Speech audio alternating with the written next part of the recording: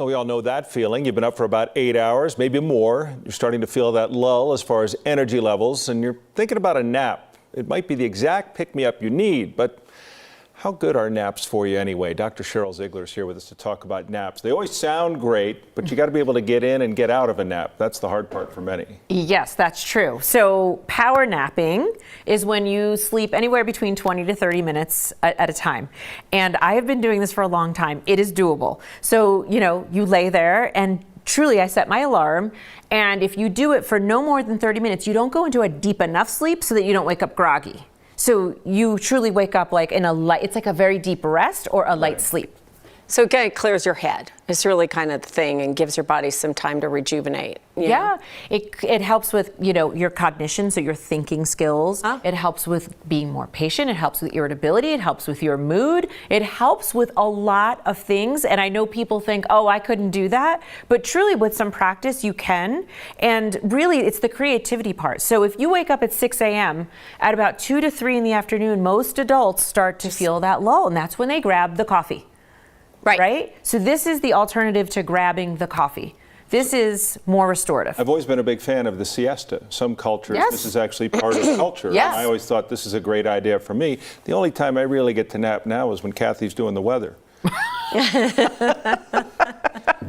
But does it work for everyone? Is it something that, that one size fits all as far as naps? I think that the data says, particularly for adults, it really does. It also works, interestingly, for both groups of people. People who are sleep deprived and even, 7 to 9 hours is the recommended amount of sleep. At least a third of Americans do not get 7 to 9 hours of sleep. So it's also a way to rejuvenate yourself when you're sleep deprived. So just the assumption that most people are sleep deprived, it's really beneficial. It's also beneficial. There's amazing stats around your cardiac health. There's stats around living longer. If you have diabetes, if you have high blood pressure, there's a lot of also physical health data to say that it helps you live longer because overall it's really restorative when we live in such a high stress world. I've always said, when you're in preschool and kindergarten and they tell you it's nap time and you're like, no. And then the rest of your life you crave it. Yeah.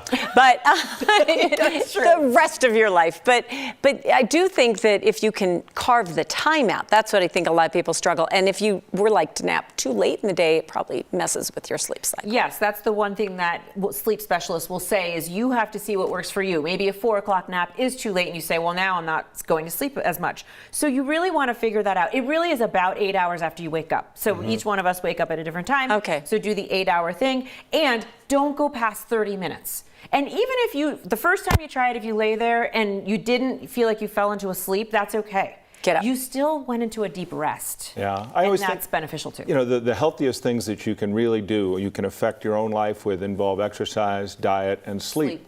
And exercise and diet are hard, so I'll just do the sleep one. Yes, me too. There you go. I'll choose door number 3.